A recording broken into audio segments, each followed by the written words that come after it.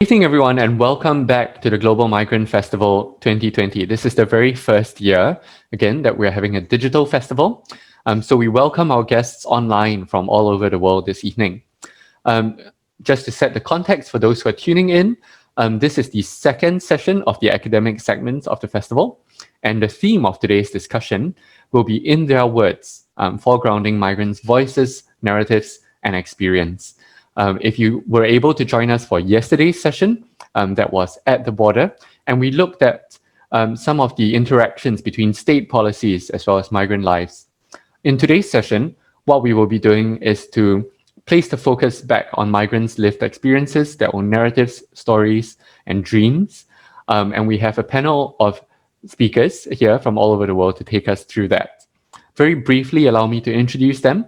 Our first speaker is Dr. Dolly Kikon from the University of Melbourne, and she will be sharing with us a little bit more about her book, Leaving the Land, as well as her work on an archive that's based at the University of Stockholm. Following which, we will have a presentation from Lucas and Ashley, as well as their colleague Lucia, who is here with us from the University of Texas, and they will be sharing with us about migrant caravans in Mexico and the experiences of migrants there. Finally, for this recording session, we will have Mani, who is based in India. He's an independent researcher who will be speaking to us about writing migrant histories between the Gulf and Singapore. Just to give our live audience this evening some context, we are unfortunately doing this as a pre-recorded session, so we won't be able to take live questions in the discussion. But following all the presentations, we will also be able to have a short discussion across the panel. So we appreciate if you could stay on to listen to some of the views that are exchanged then as well. Finally, one last point to note is that we do have one other speaker who will be presenting a paper on the mental health meanings among migrants in Singapore. And this, because this paper couldn't be fits into the pre-recording session, we will be including it in our video at a later point. So this is just to give some context to you as listeners in case some of the transitions come across less smoothly than you expected. But do stay with us. We have a very exciting evening ahead, and we want to thank you all for tuning in at a strange and difficult time for everyone as well. So we're going to start off this evening by inviting Dr. Kikon to start by sharing her work, Leaving the Land. Dr. Kikon, over to you, please.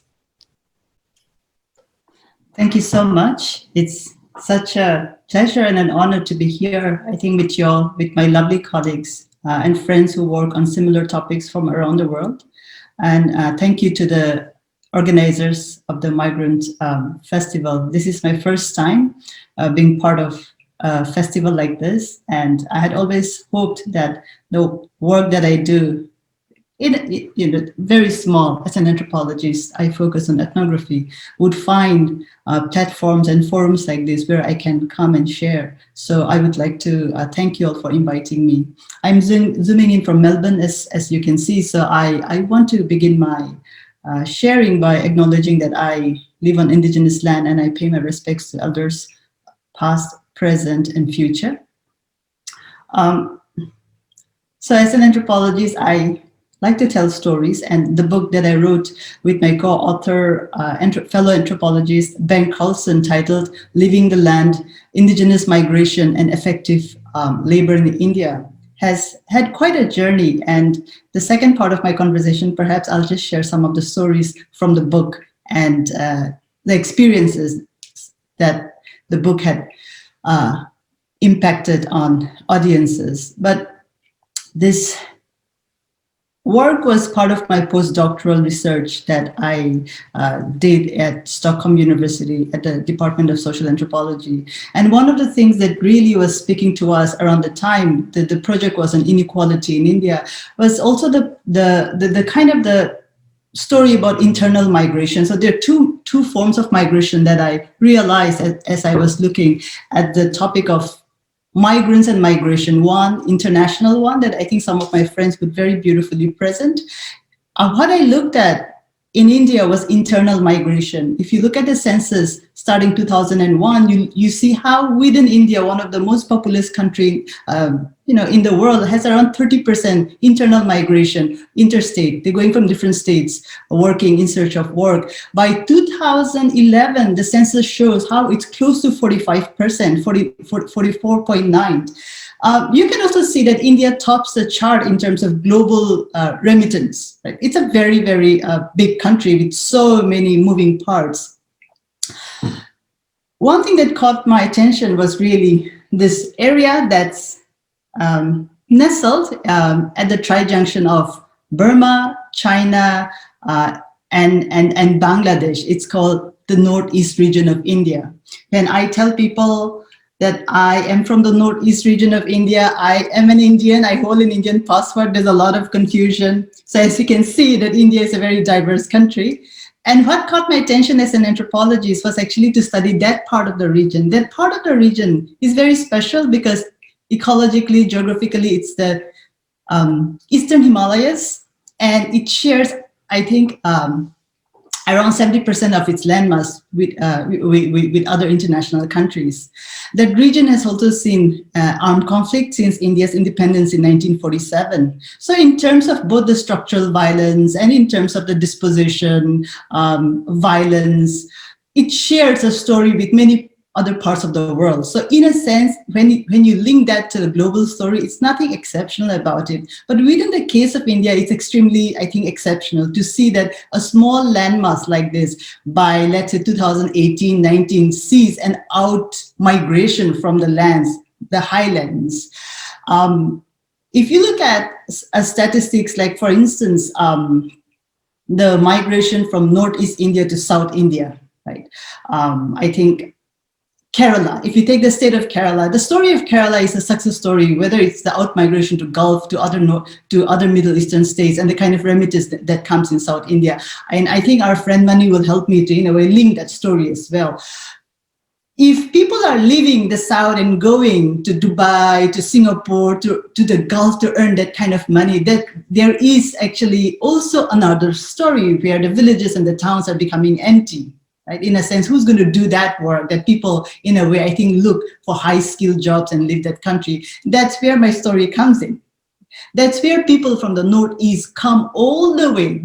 Let's say the distance between Assam and Kerala is around 4,233 kilometers. It takes several days by train to reach that state down in the southern tip of the country. If you look at statistics like research coming out, Assam from the northeastern region of India now emerges as one of the top 10 top 10 states that's experiencing out migration, particularly to the south, to Kerala. So it's very high. And I mentioned Kerala because it was also one of the states where we were looking at stories. The other part of the story, in a way, that I want to link is, as an anthropologist, I was very curious, right? So these are numbers, I know that they're well expert economists and other statisticians who will look at the numbers. I wanted to bring my expertise and my training as a storyteller, as an anthropologist and ethnographer, to see who were these people and where were they going. And that's where the book came into being, Leaving the Land, Indigenous Migration and Effective Labor. This, in a sense, is a story which actually took us back to the story of land, right? If we look at the idea of indigeneity, if we look at the 21st century of rootedness, if we look at the responsibilities that indigenous future generations are expected to hold, in a way, to bring the community and the country and their nation together. The other side of the story that I was following was also this pressure to actually go out of the village, of the town, of the mountains they come from, earn a living, and in a sense, negotiate the world, in a sense, move around the world. So this actually, in a way, was both a puzzle, right? Because on one hand, indigeneity and indigenous experiences with food sovereignty and with other movements that we're looking at is really this passing on of a responsibility that we're talking about. But on the other hand, when I was talking to the young people, they were torn. right? They were torn. So in a sense, as they moved around the world, they longed to go back home, yet the idea or the hope or the aspiration of going back was always in a way postponed. Right? They said, maybe if after I find a better job, I can go back to the village. Maybe I'll go back to the village after I retire. In many cases, many of them could never go back. And perhaps that's the story. As we talk about successes and as we talk about the joy of being a migrant, there are different stories. And what my book was tracing was really the stories of the most vulnerable migrants, the indigenous people themselves in the 21st century, and how do they negotiate migration in their own way. One of the things that I quickly did, I have another, I think, 10 minutes. So one of the things that I quickly would like to do is do a screen share and show you the digital archive that my colleague and I created. This is online. If you can just type, Dolly, Kikon, wayfinding, it'll take you in a sense to this digital archive. It is based at the University of Stockholm, and you can see that entire exhibition schedule and what we were doing with this project. I'll tell you these two stories. I have 10 minutes. I'll tell you these two stories that really struck. This project started in 2014, and as we were looking at indigenous migrants, one of the stories that we were looking at, for instance, if you see these young people going, they have tattoos, they work in bars, they have aspirations to make it in life. So the first challenge that I had as an anthropologist was, how do I tell their stories and give them dignity, right? And in a way, pay attention to their own aspirations. On one hand, I could come in as an expert and say, these are miserable lives, right? The system or the market is exploiting them. And that is the story I want to tell as an expert. But a lot of the young people that we met, extremely hardworking, majority of them working overtime, 15 hours, 16 hours, we're actually talking about making it in life. So how, in a sense, do I write about them? So in that way, it was a difficult book to write because I couldn't just spend time with them and come back and patronize them and write a story to say that, your life's miserable, right? That's not the kind of work that I wanted to do. So I found a way by bringing their stories, by teasing out in my own narrative form, in my own writing, by teasing out the stories and making them the front voice. So even as a writer, I had to, in a way, negotiate that space of bringing them alive in my writing. The second part of the book writing that I experienced, in a sense, had to do with my own academic community, and that's something that I want to dwell. If you look at this part, there's a section called exhibition. So what we did with that was not only bringing out a text that was published by Cambridge University Press, but in a sense, we wanted to make sure that the research also had a photo exhibition part, because there's only so much that I feel as an anthropologist text can do. If we have to engage, we have to go beyond the text. And so in a sense, we worked with a photographer, and we traveled both between the cities like Varkala or like Mumbai, like Delhi, where migrants were, and went back to the village all the way. So kind of like the to and fro, the crossing of the worlds that we did. Through the exhibition, there's one thing that I learned was how self-absorbed academics are. So we did a 4-city exhibition. We did an exhibition in Kathmandu. We did one in Gangtok, that's in Sikkim. We did one in Guwahati. It's also known as the gateway of Northeast India. And we did one in Dimapur. Nagaland has seen one of the, I think Nagaland has been recognized, as the world's, I think, longest armed insurgency theater. So in terms of violence, in terms of militarization, the hill state of Nagaland has had a very, very long, I think, violent history. So that's something that we wanted to look at. If you see the photos that are just passing by very quickly, I'm sure you'll get a time. This is actually a grooming center where migrant women and men who work in the hospitality sector are learning how to apply makeup, right? Are learning how to dress up, are learning what kind of tone and shade of the dresses and the shirts go with the color of the skin. So this is kind of a grooming / a migrant training center. So this is a space where I spent some time. As the book was being written, we did a 4-city exhibition talking about the work, collaborating with migrants, and from this institute called the People Channel, working with prospective migrants to, in a sense, put up the exhibition. The most interested group that we found were actually the migrants themselves, and the least interested group were actually the academics. You know, unfortunately, my dear lovely colleagues in the academy who hold tenure track jobs and who are constantly pitching for grants to do the most wonderful work, but they seem most disinterested. And in a sense, I think writing this book was also a life-changing event for me, because they were, the disinterest came from how incomplete the photos were, because they were more obsessed in looking at the captions, in looking at the text, then in a sense engaging with the visual that you are seeing. Unlike the experts and the academics, and I think that speaks glaringly about the lack of us having a sense of engagement and a sense of collaborative work, because even words like advocacy, activism within the academy has a very negative connotation. Right, you are either an advocacy person, or you're either an expert. It speaks volumes, because in some of the biggest anthropological forums, like the American Anthropological Association, you have a term called public anthropology. And public anthropology is not supposed to be research active in a way. So you're looking at like quote unquote practitioners. So even within the academy, within disciplines, we have this kind of categories where a lot of people like myself and my wonderful colleagues from around the world critique. Right?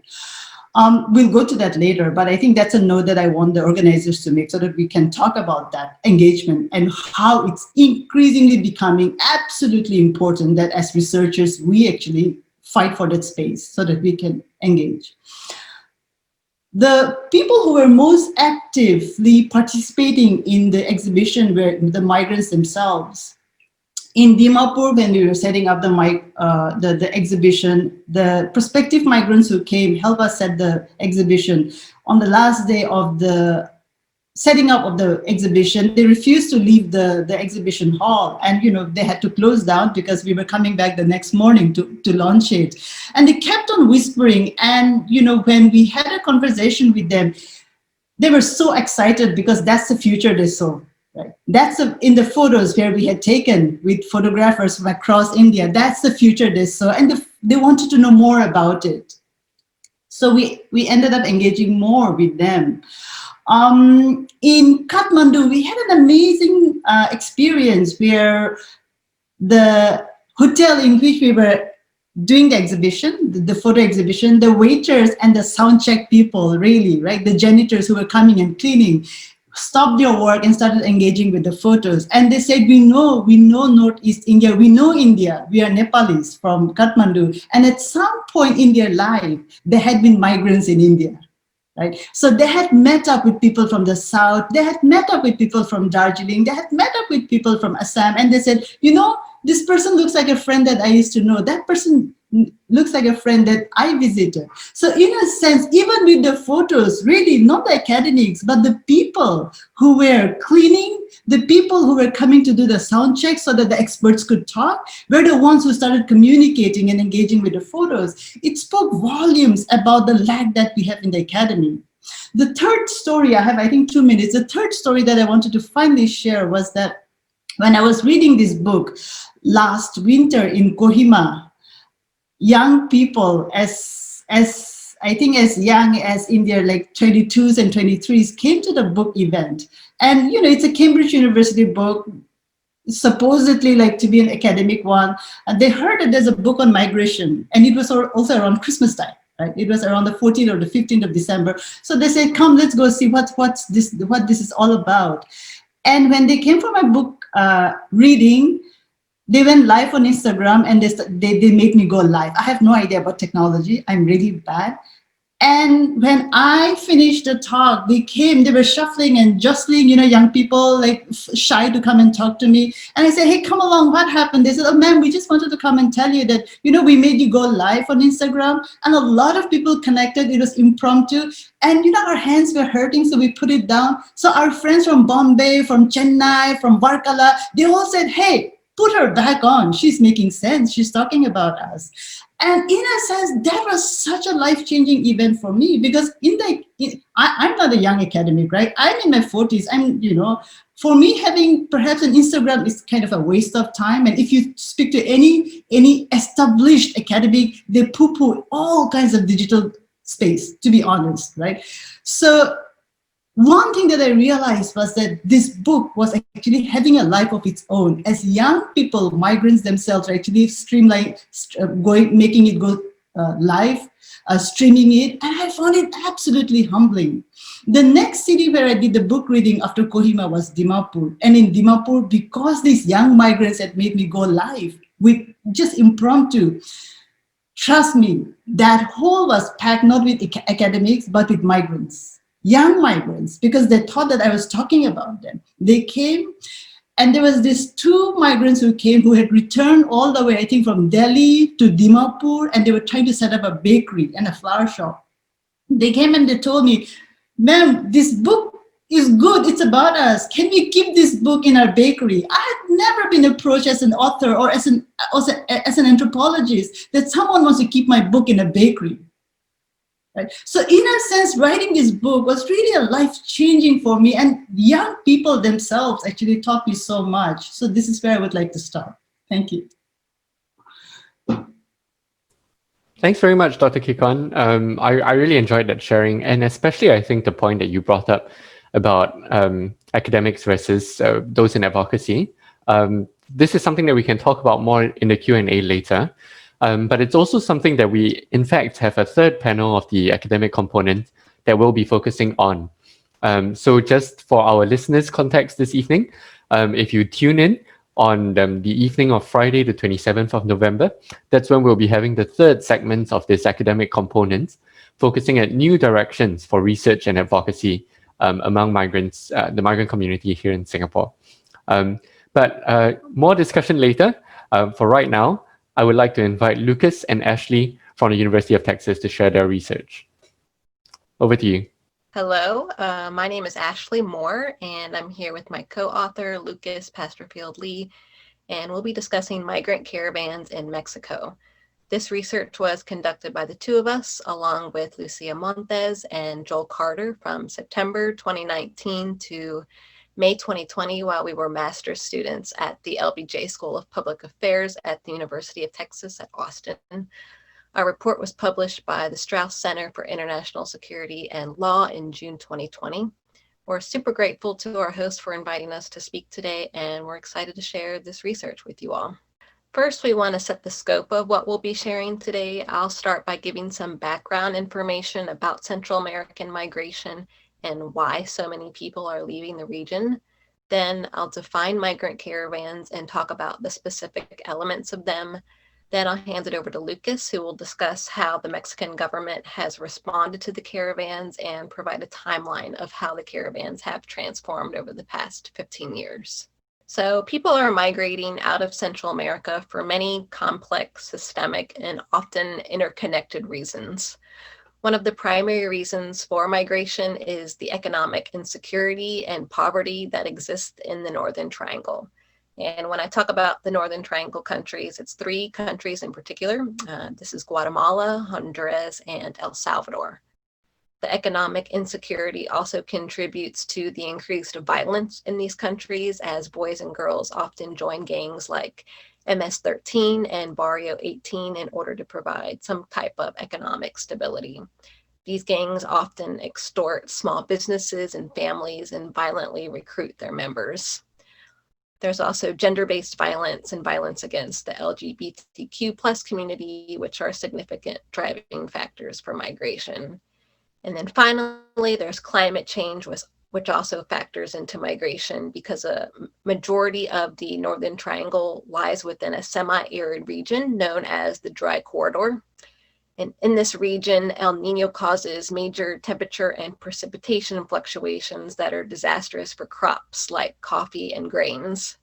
So this, along with agricultural rest and decreasing prices for agricultural goods, has forced farmers and their families to migrate out of the region because their financial means have been completely diminished. So what is a migrant caravan? Migrant caravans are composed of friends, neighbors, and family members employing a method of collective migration to flee violence, poverty, and crime in pursuit of safety, prosperity, and solidarity. In our research, we learned that migrant caravans have motivated over 24,000 people to pursue group transit through Mexico via a caravan. Before diving into the specific cases of caravans in Mexico, I'll start by giving a high-level overview of the demographics of migrants and caravans, the methods of organizing them, the various interactions they have along the road, and the routes that they have taken so far. For demographics, caravans mainly consist of migrants from the Northern Triangle countries, but they're also from all over the world, including Africa and Asia. Caravans vary greatly in size. For example, some of the earliest ones in April 2017 had only 350 migrants, while some of the later bigger ones had as many as 7,200. And caravans are mainly made up of women, children, and families. Members of the LGBTQ plus community have a smaller but consistent presence as well. As for their organization, one person is usually designated to lead a smaller group, and leaders communicate on how to arrive at the same city. These caravans communicate by word of mouth, social media like Facebook Messenger and WhatsApp groups have become important in forming these caravans. Members form group chats with tens or even hundreds of people in these groups. They talk about where to depart from, what items to bring, what to expect on the journey. And then as for transportation, caravans have relied on buses and trains to transit, but primarily travel by foot. Interactions. Caravans interact with three primary actors when they travel through Mexico. First, the Mexican government. Encounters typically involve the National Migration Institute, or INM, which processes, detains, and deports migrants. And then also the National Guard. They have blocked the physical passage of caravans throughout their journey. Number two is the local communities. Interactions between communities and the caravans can vary greatly. For example, in January 2019, Piedras Negras provided shelter and food for an incoming caravan, while the November 2018 caravan was met by an anti-migrant protest when it arrived in Tijuana. Number three is civil society. Activists, religious leaders, and human rights groups provide significant support to caravans. One of these groups is Pueblos Sin Fronteras. They have provided consistent support for caravans, and they were one of the first groups to organize the caravans.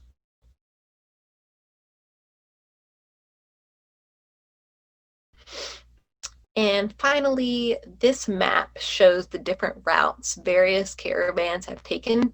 As you can see from the map, they all originate in Central America and usually follow a standard route to Mexico City. And then from there, they start to splinter off. Some go out west towards Tijuana and others north to the Texas border at Piedras Negras. This is due to the geographic landscape and the presence of law enforcement and other threats of violence like cartels throughout the journey.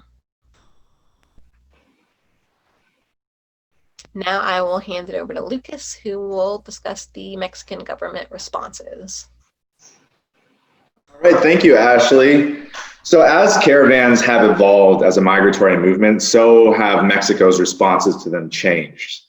So first, starting with the humanitarian approach, caravans were received with aid, security, and protective documentation on several accounts.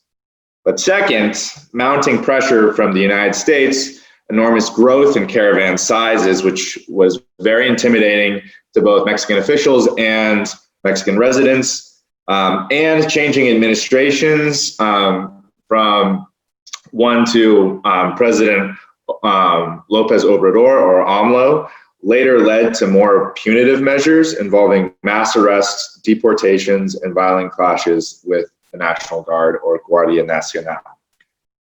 So I'm going to dive into a timeline that represents the progression of both modern migrant caravans and the Mexican government's responses to them. And it's really important to keep in mind that when all this started, and we hear a lot about it on the news, more recently, like starting around 2018, but all this started as a very small social justice grassroots movement that folks used to mobilize people to the streets, to kind of champion an issue that a community really cared about and centered around.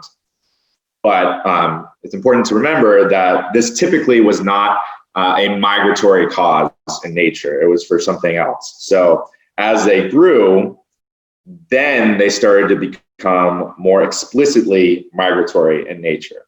And the Mexican government viewed early caravans as harmless social demonstrations and left them to their devices mainly. But when they shifted to migratory mechanisms and attracted American ire, Mexico viewed them as a national security threat. So that is the big shift to keep in mind. The first caravan,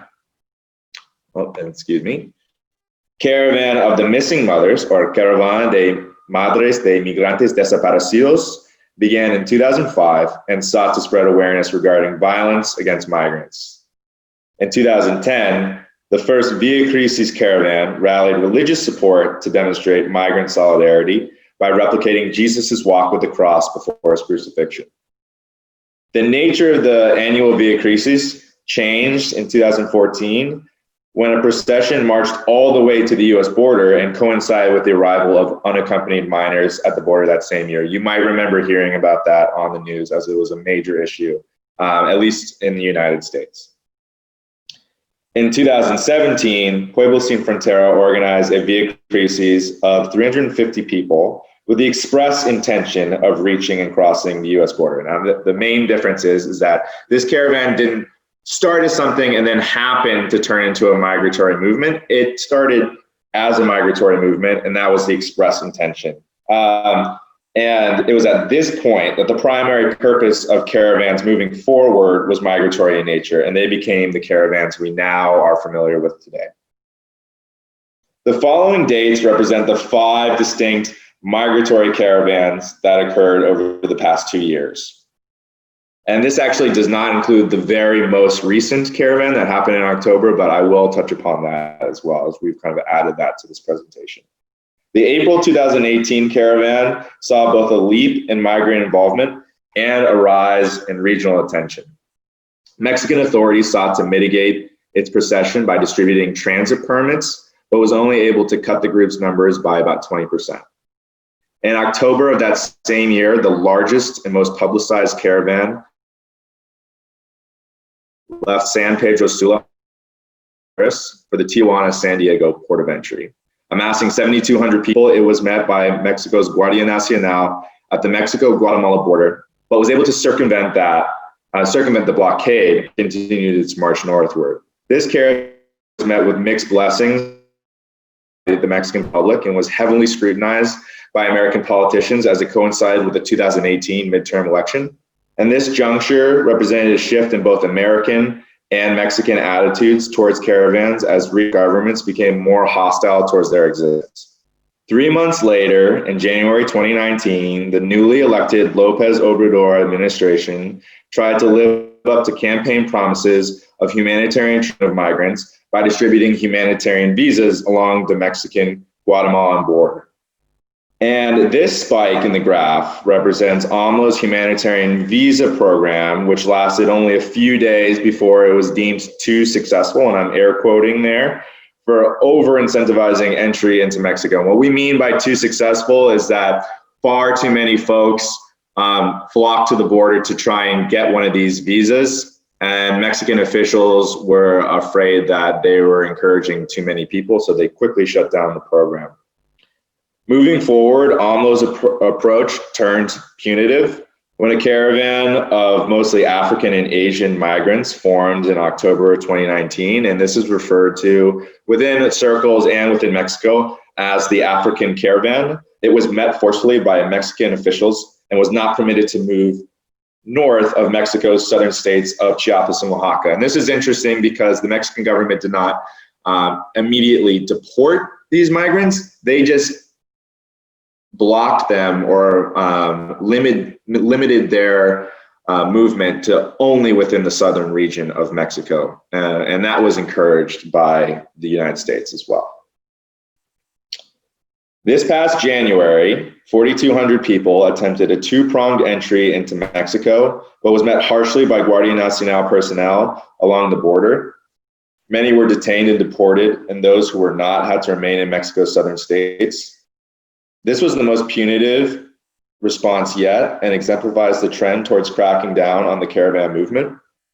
But we can even take that a step further, and we can look at what happened in late September and early October of this year.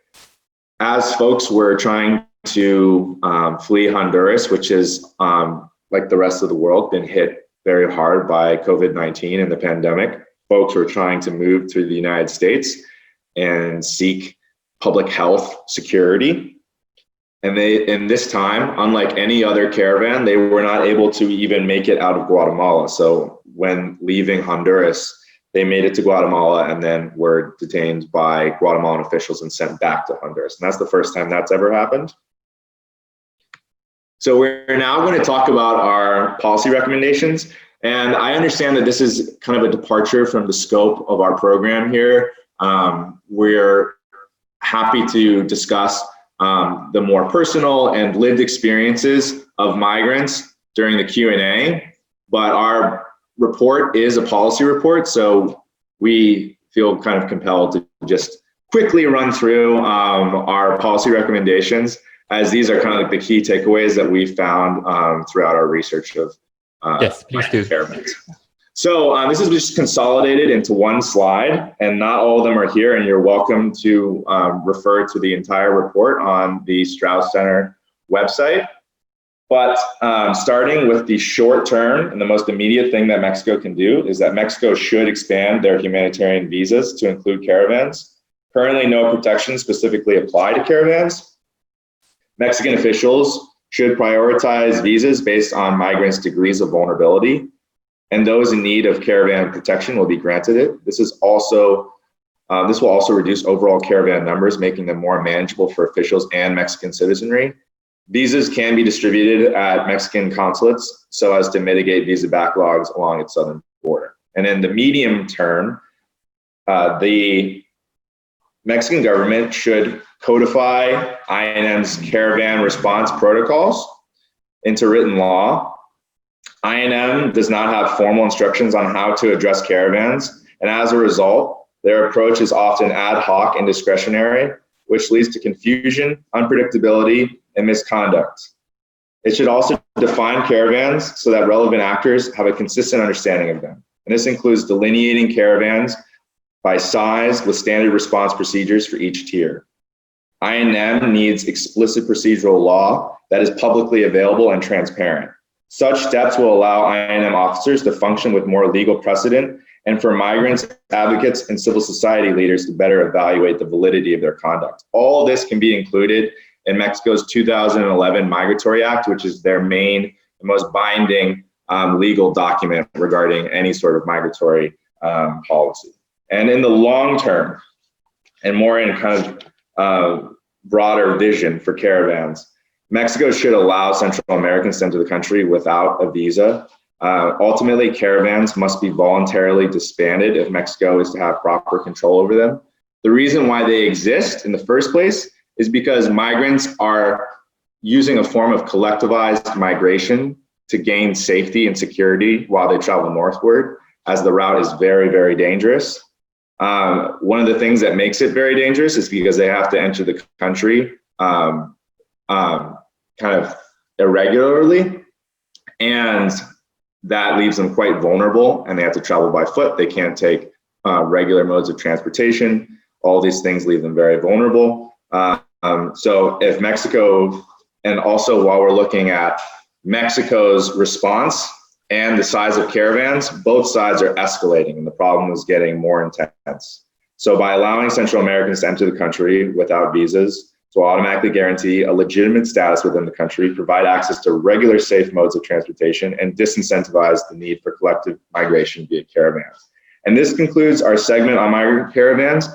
And as I said, we'd be happy to share any of our insights based on the lived experiences of migrants within the caravans, but this is a little bit more technical, I realize, and I appreciate everybody being flexible with that. Thank you. Thanks, thanks, Lucas and Ashley. Yeah, I was especially interested in the portion of your presentation earlier about mapping migrants' journeys across Mexico, and also about how that experience has changed with the onset of COVID-19. But perhaps we can talk about that during the Q&A. I'll just prime you with for that Q&A first. And in the meantime, let's invite Mani to share about migrant histories between the Gulf and Singapore. Well, first of all, many thanks for the opportunity to present after two wonderful presentations, which is a very hard act to follow this evening. And first of all, I'm grateful for the opportunity from the organizers to present. I will be speaking, rather sharing my thoughts. I won't be really presenting in the formal capital P sense of the term. I will be sharing some thoughts about building a migrant archive of the present.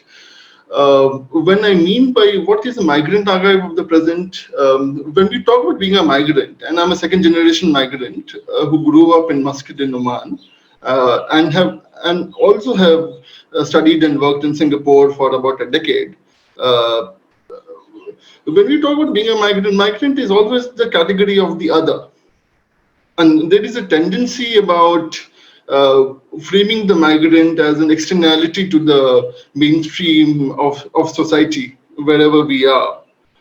Whether it is an internal migrant in India, as Professor mentioned earlier on in the session, or in the Gulf, where we live on limited visas, which are renewed every 2 years, subject to jobs, or whether it is in Singapore, if you are if you are on the work pass holder, you have no access to citizenship or to a PR. But if you are qualified enough, then of course you are on the track to some form of residency or the other. So as I begin this presentation, I'm doing this work since the past few years about how to write migration histories. And this histories is not only with the capital H, but it is also with the capital S. Because a lot of the mothers and sisters also work overseas in order to send back remittances back home, which feeds families back home. In fact, there's a very interesting story in my family itself.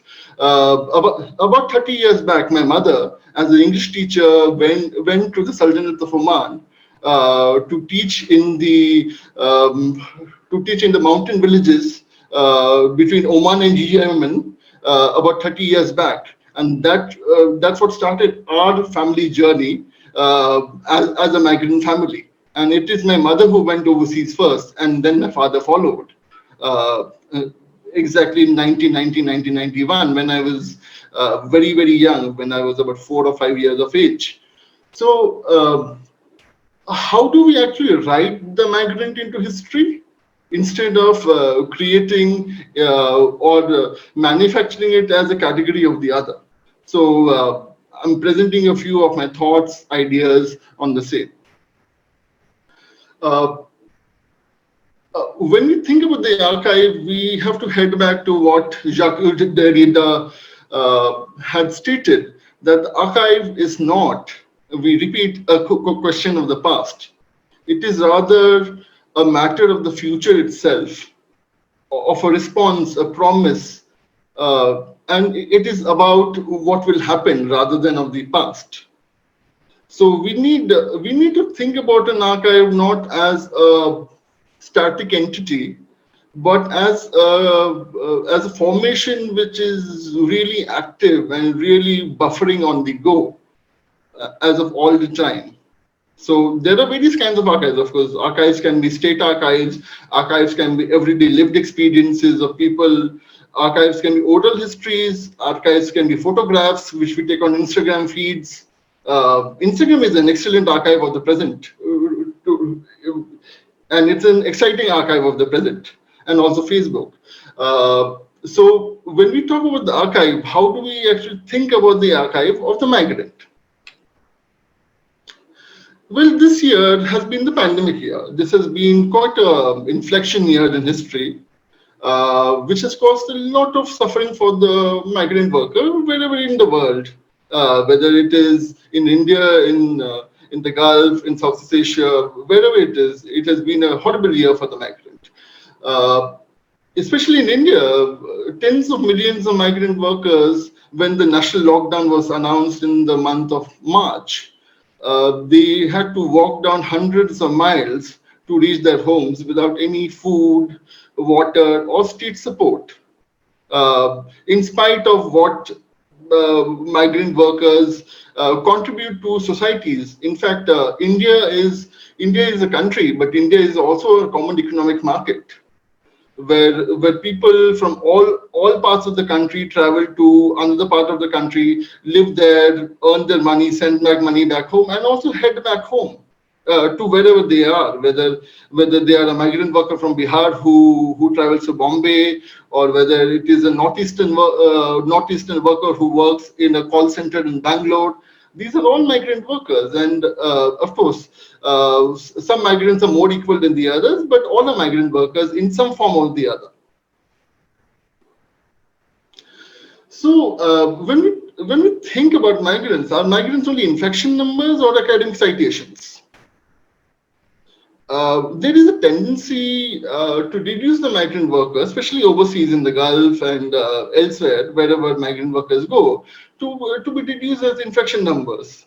Whether how many people were infected with the virus, who were local, who were migrant, and this categorization has been really stuck in this pandemic, because a lot of countries have been reporting infection numbers based as per if you are a local, or if you are an expat, or if you are a migrant.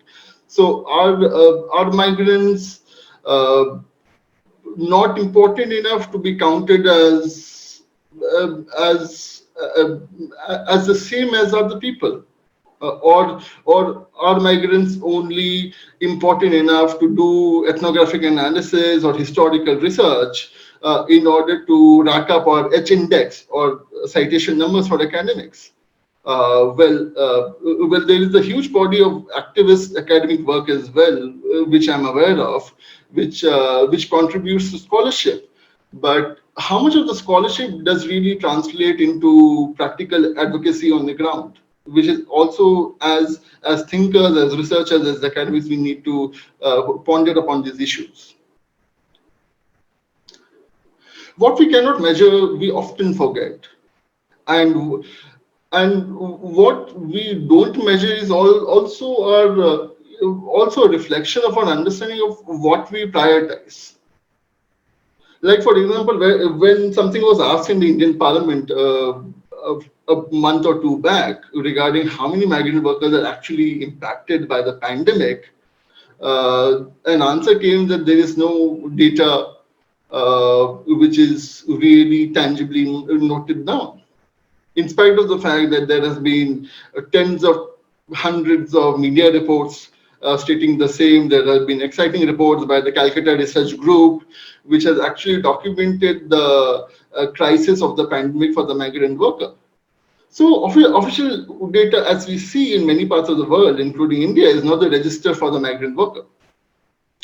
So how do we create an infrastructure of remembrance so these migrant workers do not really become footnotes of history, or really sideline into some sort of a file where these people are not remembered at all, in spite of doing valuable work in our societies. In fact, in countries like India, we are all Indian citizens, but when we travel from one part of the country to the other, we are essentially othered in many ways. We are socially distanced in many ways, quote unquote. So, so how do we actually create an everyday archive of the migrant? An everyday archive of the migrant in the migrant voice is actually in the form of poems and art. Poetry, by the way, has been a very effective space to actually think through what is the lived experience of the migrant, whether it is a North African migrant in Paris, or whether it is the Bihari migrant in Bombay, or whether it is the Bangladeshi migrant in Singapore. They all write poetry, and poetry is an excellent register to understand what is the lived experience of the migrant. It might not be politics with a capital P, but it is certainly very, very valuable as a small p, as a register, in order to understand the pathos, the lived experience of the migrant as well. And I also have a problem with the imagery which comes out of the pandemic as well, because the images are stark, the images are almost violent in nature. So it essentially captures loss, but it almost borders on trauma porn, which is a bit problematic as well. So we need to think through how we actually represent the narrative of the migrant via text and imagery as well. So as an excellent example of creative resistance has been this Bhojpuri rap song, which Anubhav Sinha and the famous Bollywood actor Manoj Bajpayee has rapped regarding the plight of the migrant worker from Bihar who is working in Bombay. Because as soon as the lockdown was announced, many of these migrant workers started walking hundreds of miles or thousands of miles back home, trying to fetch a bus or hike onto a train to head back home.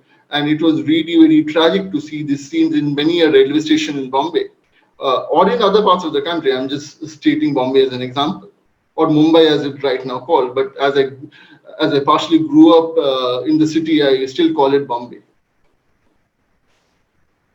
So it's an affective oral history. If you talk about rap or if you talk about poetry, it's actually quite beautiful, resonant. If you look at the lyrics in English, back home, my house is too big, but I sleep in a tempo here. And my life here is caught between salt, oil, and shampoo. Which is really stark, because back home I have a land to stay on, but over here I sleep in automobile, or I sleep in a truck, and over here my life is caught in between the daily necessities of life, which is a beautiful rendering of the opening stanza of the rap song, of which the link is provided here. In the presentation, I would certainly encourage everybody to have a look on social media for this rap song. Especially Manoj Bajpayee. You can just type Manoj Bajpayee and rap song, and it will come up. It's called Bombay Mein Kaaba, which means what's happening in Bombay. A very important juxtaposition at this moment of the presentation, I would like to present a couple of lines by a dear friend of mine, Mohar Khan, who is a Bangladeshi migrant poet in Singapore, with whom I've been friends from 2015 onwards. He has written this beautiful poem called Lamppost, which I really like. In which he talks about the pathos of being a migrant worker in Singapore, that he heads to work in the dark of the morning, and he comes back to his dormitory in the dark of the night, and he has food on a makan paper. Makan paper is basically an edible paper on which meals are eaten by migrant workers in Singapore and Malaysia. So as Bengali is my mother tongue, I would like to narrate at least a stanza of his beautiful poem Lamppost. Rate ashi, rate jai, makan paper khabar khai, which essentially means that I wake up in the morning in the dark of the day, and I head to work and come back in the dark as well, and I eat my meals on a makan paper, which is so poignant. Later on in the poem, he also mentions that a migrant worker is not only he's not only earning a living, but he's also a lamppost of the family, and the lamppost is a metaphor for shedding light on the darkness of the economic realities of a family. So it is very poignant. It is very heartfelt in nature. So how do we imagine a counter archive? How does a migrant worker actually write into a register which is theirs? So how does a migrant counter archive look? There are physical books by Zakir Hussain, Muhammad Mukul, Rolinda Ate, who have written actual physical books. There is a book by Sharif Bhai, which is a beautiful book, a diary of his life in Singapore. These are actually books which have made it to the bookstore. And once you make it to the bookstore, you have an ISBN number.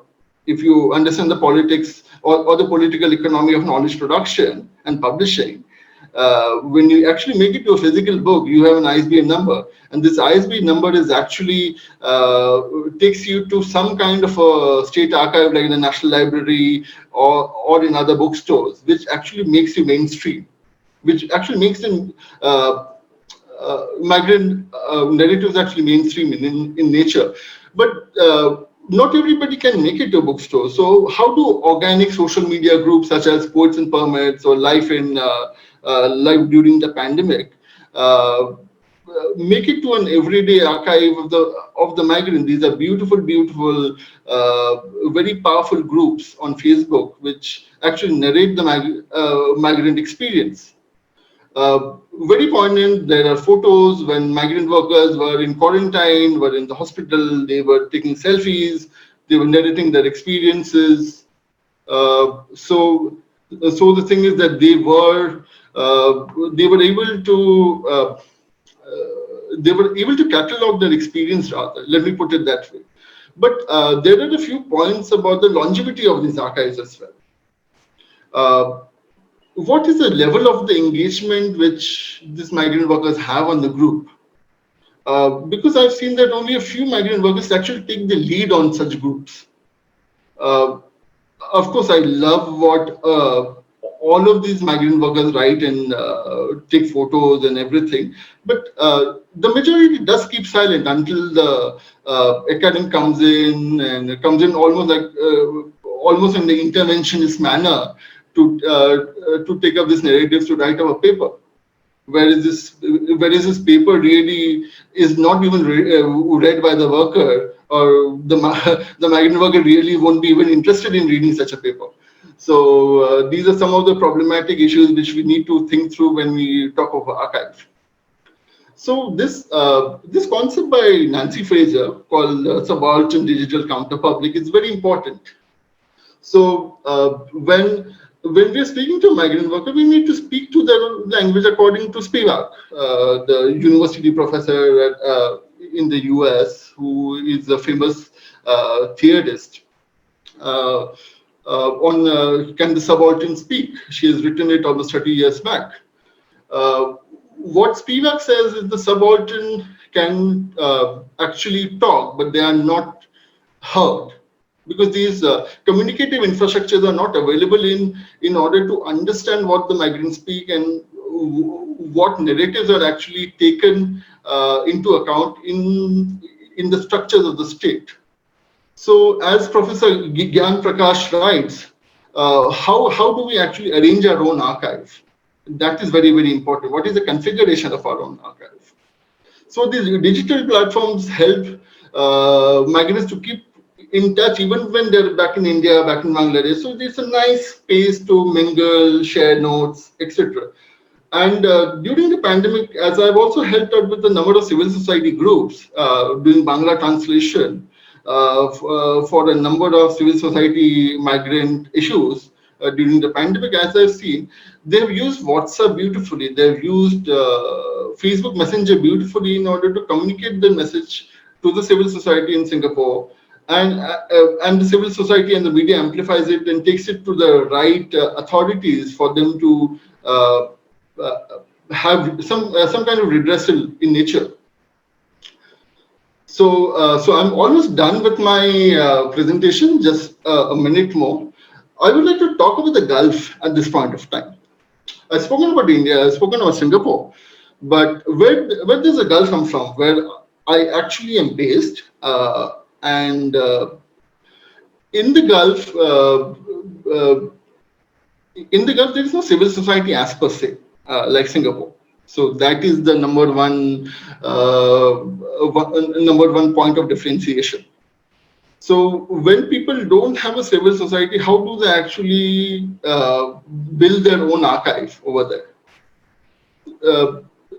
One way to think through it is that a lot of workers in the Gulf actually take videos of their own and send it on voice notes or video notes on WhatsApp. So I think there should be some way that academics should actually build this kind of an archive for these migrant workers to reflect on, and also for the wider public to understand their lived experience through their own eyes. Thank you so much for your time, and thank you so much for listening. Thanks, Mani. Hi everyone, my name is Samira Hassan and I'm currently a Year 3 undergraduate at the National University of Singapore. Today I'll be presenting to you on the mental health meanings amongst migrant construction workers in the COVID-19 pandemic.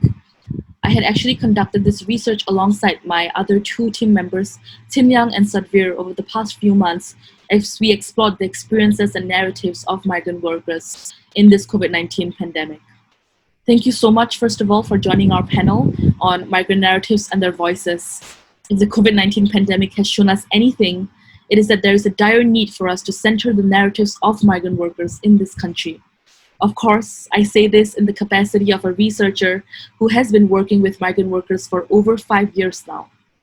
And it would have been ideal to have a migrant worker himself come here and speak to you about their own experiences in the pandemic. However, with my own positionality and privilege, I hope to be able to share with you all the countless of stories that I have heard from migrant workers over the course of the pandemic. To start off, it's important to contextualize why this research is necessary. While much has been said about the physical impacts of the virus on these workers, an underreported issue is the impact of such harrowing experiences on the mental health of this community. And to understand the impacts, we also need to understand the ways in which the pandemic had disproportionately affected them because of larger structural inequalities. Outbreak inequality is a framework that we use to study the impacts of infectious diseases like COVID-19. And with diseases like this, all it does is exacerbate and heighten existing inequalities.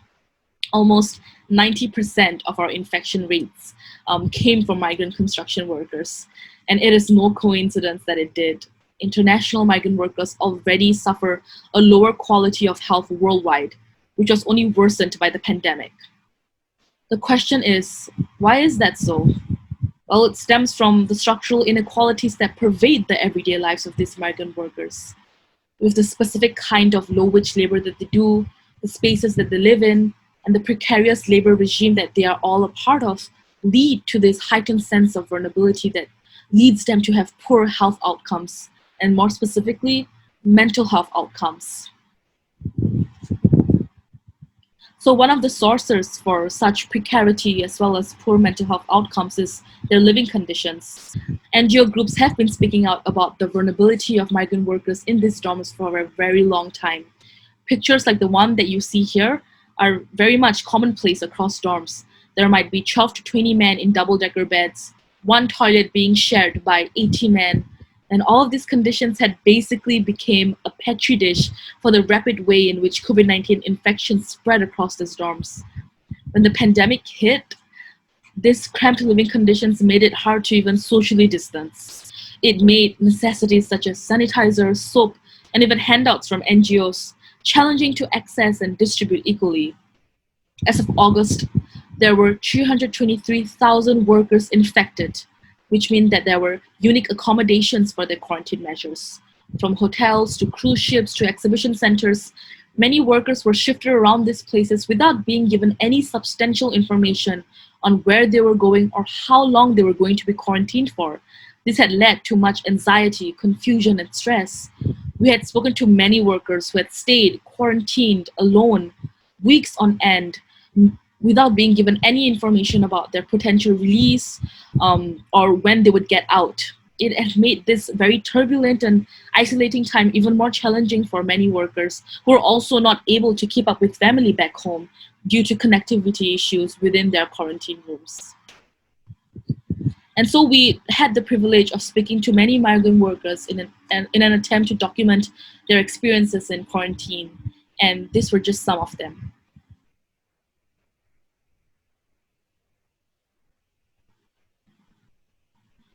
As we explore these narratives, I suppose the inevitable confusion, anger, and the most important question of why and how has this been allowed to happen comes to us. And that is fundamentally tied to their precarious position in our labor regime. Precarious work is defined as the uncertainty, instability, and insecurity of work, in which employees bear the risks of work and receive limited social benefits and statutory entitlements. And to understand how this precarity is perpetuated, we need to be able to unpack these key concepts within the context of the lives of migrant workers. So what do I mean by uncertainty, instability, and insecurity? It means that there is a constant threat.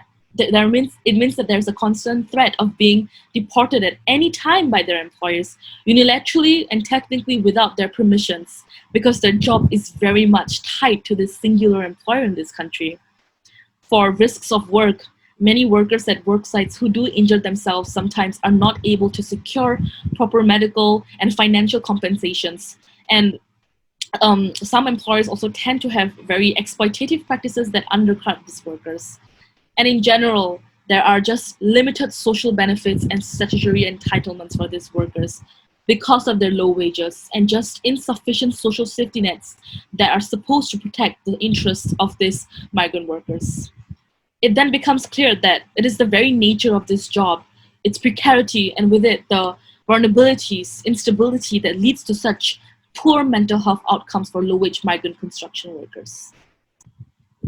And this then brings me to the idea of the culture-centered approach that we had used in our research. Given how there is an existing lack of communication capacities, the culture-centered approach wants to create a space for the lived experiences of these migrant construction workers. We had used this method as a framework to study other disenfranchised populations as we tried to make sense of health disparities, the intersections between culture, structure, and agency. And this is precisely what this methodology does. It's very much in tune with listening to the voices of the marginalized and to center them in our research.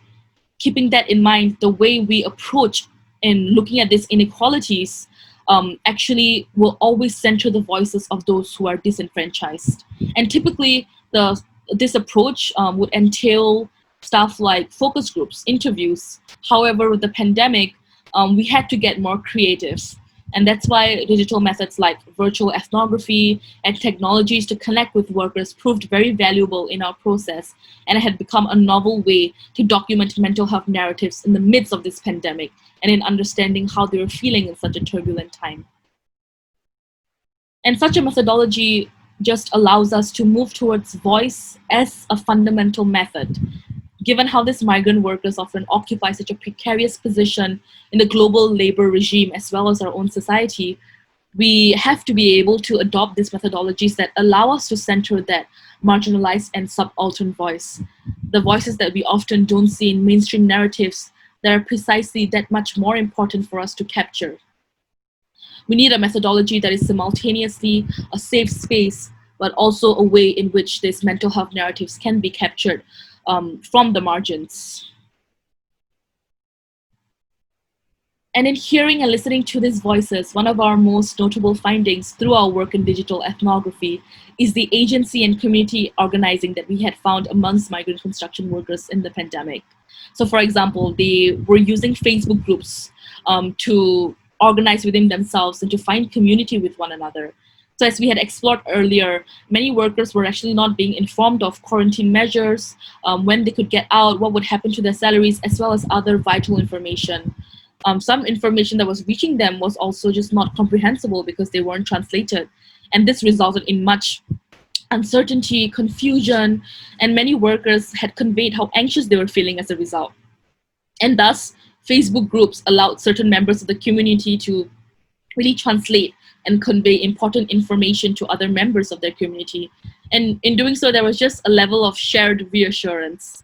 And also these groups themselves became sites for community building and organizing, which became especially important in such an isolating time for many, thus helping to abate anxieties. And another social media that grew in prominence was TikTok. And many workers took to this platform in order to convey the poor conditions of their dormitories to external actors. So according to one of the workers that we had spoken to, dormitory operators did not want any leak of information to civil society groups about dormitory conditions that were already starting to make mainstream news. It also thus became a site for resistance and agency for these migrant workers. And beyond that, there were also dance challenges that these workers had participated in, which in itself became a mode of entertainment in the midst of this pandemic. But also activities such as dance challenges just kept them occupied and had even led to community building. So as we can see, this digital spaces was one of the ways in which workers could really exercise their own forms of agency and community organizing that has certainly led to a sense of empowerment and agency in the midst of all of these anxieties. So most recently, we had seen the setup of this new task force in order to improve support for migrant workers' mental health. And while this is certainly a welcomed measure that is happening as mental health concerns grow in the migrant worker community, we also have to acknowledge its limitations. The task force does follow a service delivery model that many NGOs had been following amidst the crisis. So what we mean by that, it means providing hotlines, resources, but these things aren't framed in a rights-based framework, and they stop being entitlements and start being mere services. And as a result, they just become stopgap measures that cannot affect larger change in the structural inequalities that contribute to these mental health challenges in the first place. And so we really need to start working towards frameworks that are culturally and structurally relevant for migrant workers, especially given how there are very specific cultural and structural nuances that entail these mental health challenges for workers. And ultimately, the agency that we had talked about, while in its own right is a viable way for migrant workers to build their own community, has its limitation.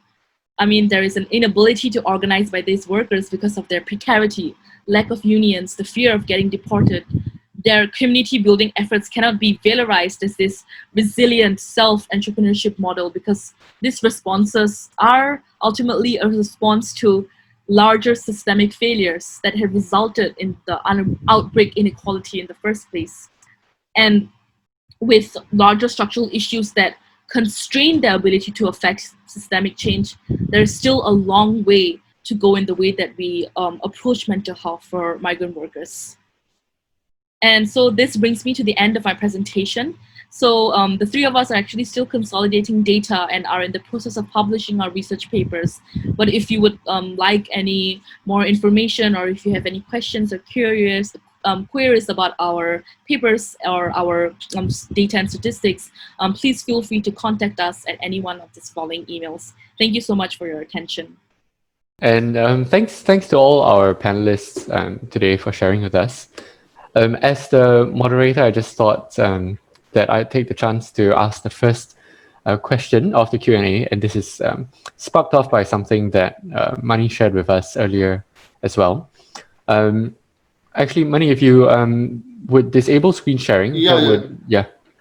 Okay, so my question was actually, even as we seek to process and to listen to the voices of migrants all around the world, whether that's through a photographic archive, as Dr. Kikon mentioned earlier, all through poetry, song, as Mani mentioned, all through mapping their journeys and perhaps encountering them at various stages of their journeys as per the migrant caravans. Who among the migrant community, whose voices are heard and whose voices are still unheard? Are there also power dynamics within migrant communities that allow some voices to be privileged over others when the majority encounters them? Perhaps I'll throw this question open, and maybe we could hear from Dr. Kikon first, followed by our friends from Texas, and then Mani in that order. Thank you so much. I think in terms of voices, we are reflecting on migrants and different kinds of migrants. Surely you're right. You know, there are those who are extremely professional, upwardly mobile migrants, and there are those who are really in search of work. And so understanding that even among different migrant groups, they do not claim to share similar experiences. I think Singapore, where you're based, is also a good example. The number of migrants from other Asian countries show how among the upwardly mobile, perhaps the professional world, they would refuse to acknowledge the ones who work as janitors or in the airport as security guards, right? So class, caste, race, all intersects. I think that's very important to understand first. Second, in terms of understanding different kinds of migrants, is the element of gender. Very, very important. How do we figure this out? And why is it important? Throughout, I think, lived narratives and lived experiences, we have seen that some of the most privileged migrants, when they travel, carry, quote unquote, their servants with them.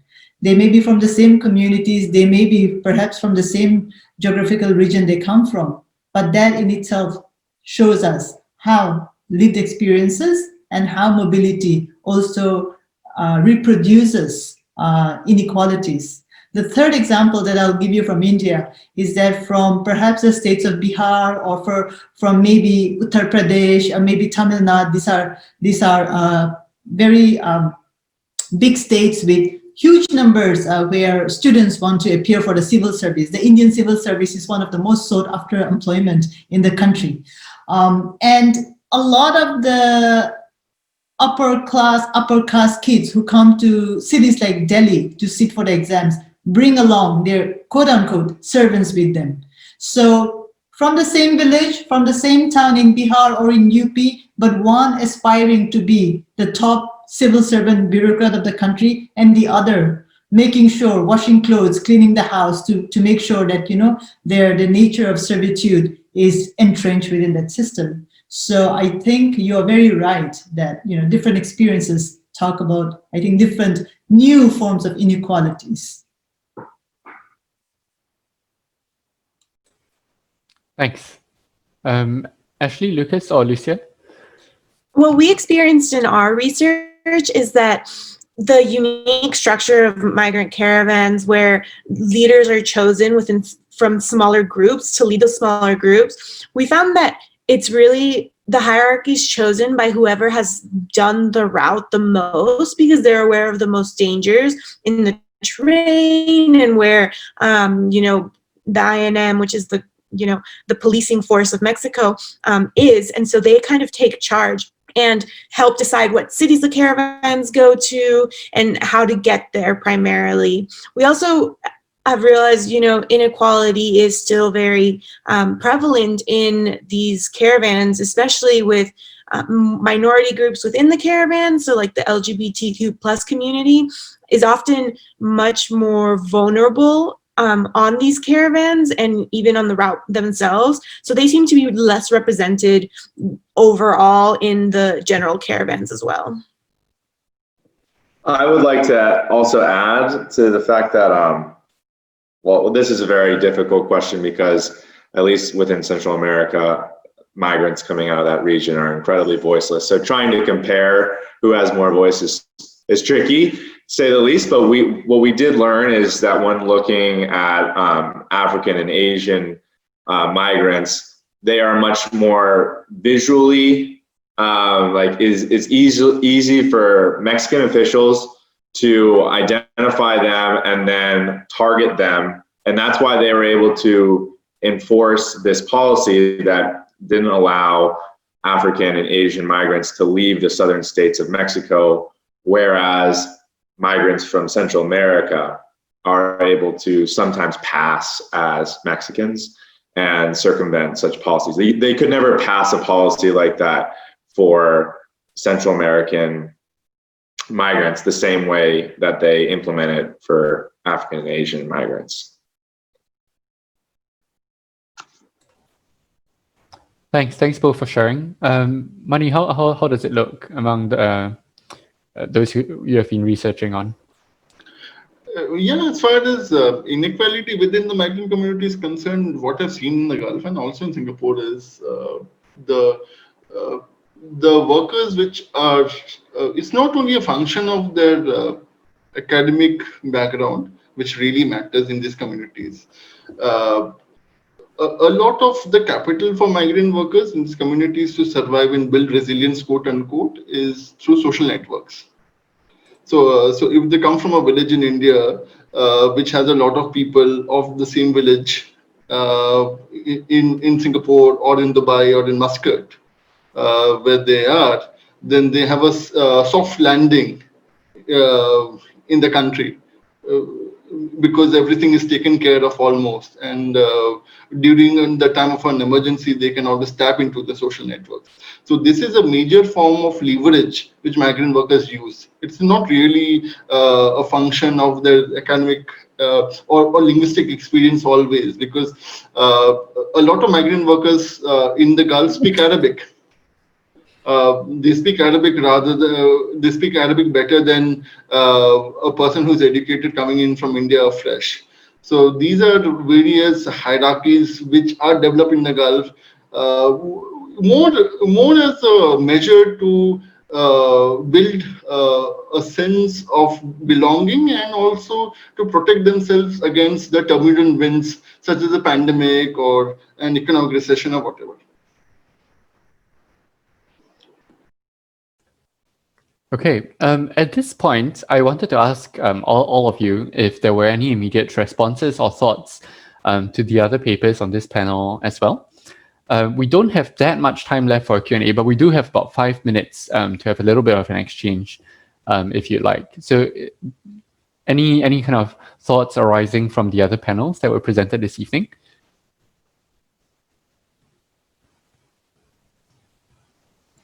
If I may just jump in, I was thinking about, I think I was thinking about the wonderful presentations from our co-panelist friends for this conversation, and the caravan, in a sense, and the mapping of it reminded me of a story in South Asia that's been very, I think, part of the foundations of the women's movement.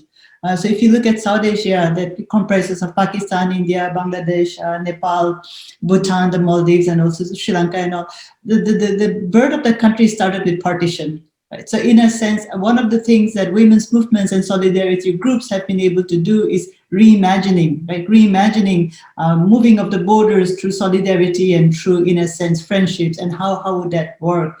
And I feel that as I've connected to that story, it also led me then to Mani's story about the archives. I think the archive is a very, very central and important theme among feminist scholars and activists as well. Because for the longest time, if you look at history, as such, women's voices were hardly represented.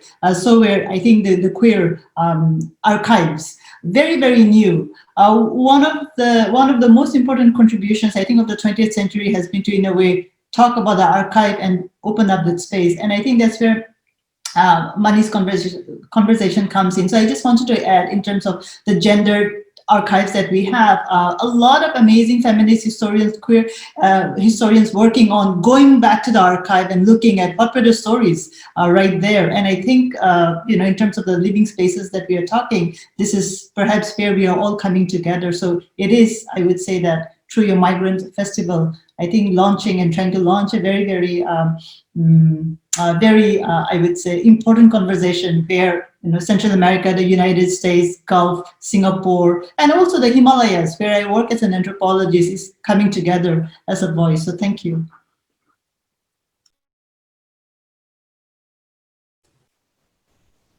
I think what really resonated with me in terms of all of these presentations is the thought of how to document these lived experiences. And that's something that has been difficult with the caravans, especially because of, the legality and getting people to actually talk to you is pretty hard if you don't run within those circles, and we experienced some difficulty finding migrants in the US that would talk to us. And migrant caravans have had a lot of, photo archives that are beautiful and, really resonate with people, but it hasn't seemed to help activists very much. And so there's also the trick of finding out how best to share these stories in a way that can help these migrants, reach their goals and flee this type of violence that they really need to get better with.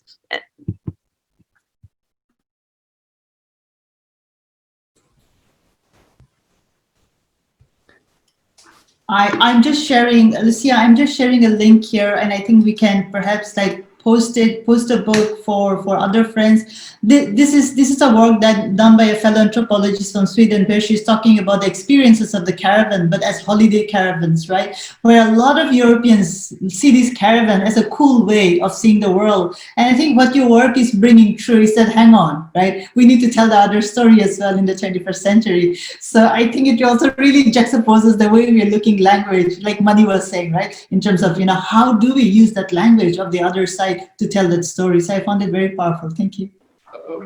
Well, I will add a point over here. We need to think through these archives not as agendas in which migrant workers have it bad all the time. I think so there should be some celebratory, some aspirational aspect to these archives as well. Sometimes I find some of these, some of our ethnographic notes, some of our photos, as really very dreary. Life is a mixed bag. There are successes as well, and sometimes we do need to celebrate the successes even in the archives that we attempt to build up from scratch. Like, for example, we all are ethnographers over here in some form or the other on this panel. And during our ethnography, we certainly find a brief moment of joy in the midst of turmoil. We also need to note that spark of joy, that moment of something which is about to come up as well, something which is better in this rather bleak year of the pandemic. So I would like to only add this, and many thanks for this opportunity. Brilliant presentation. It was a fantastic learning experience as well. Yeah, I wanted to echo Mani's last point about how not all of these experiences are quote unquote bad ones. I think we do see one of the books that Mani mentioned earlier, Sharif Bai's book, which is called Stranger to Myself. I recommend that to our Singapore audience as well. I had a very small part in helping to put this book together, and over the course of 10 years, Brother Sharif, that's right, about both joys and despair throughout that time in Singapore. And also, you can see in this narrative that it's not one-dimensional in any sense of that word. I think also there have been other projects to try to present some of these experiences in all their nuanced forms to a wider audience. And a couple of films, I Dream of Singapore and A Land Imagined, both released last year, I think, would be really resonating with the Singapore context as well. Both these films, I think, focus on very colorful and nuanced aspects of migrants' lives in Singapore, complicating the usual narrative that migrants are kind of only passive sufferers. I think that's challenged by both of these films. I see that Dr. Kikon has shared another link in the chat as well. Did you want to say a few words about this? This is just resonating with, I think, what our other friends are saying about, the migrant life, and how do we write about that, the moments of joy and desperation, and what is it that they're looking for. And I think that story is very important to tell. And so that's all. So thank you very much. Thanks. Okay, we will include these links in the events description so that those of you who are tuning in this evening will be able to have a look at the books and the materials that were shared as well. Well, it remains for me at this point to wrap up the panel and thank all our panelists again for joining us this evening. Once again, to those who are tuning in, the next panel for the academic segment of the Global Migrant Festival will be looking at new directions for advocacy and research among Singapore's migrant community. We will have 3 speakers who are the former nominated Member of Parliament Anthea Ong, Dr. Jeremy Lim from the NGO HealthServe, as well as Professor Mohan Dutta, who is based in Australia. And each of them will be sharing from their own experience about advocacy and research in this space in Singapore. That panel will be moderated not by me, but by a good friend of mine, Shona Leung, based at the University of Oxford. But for this evening, allow me to thank our panelists, and if you will all join me as well tuning in this evening to join me in thanking Dr. Kikon, Lucia, Ashley, Lucas, and Mani for their time and their insights this evening. Thank you all so much.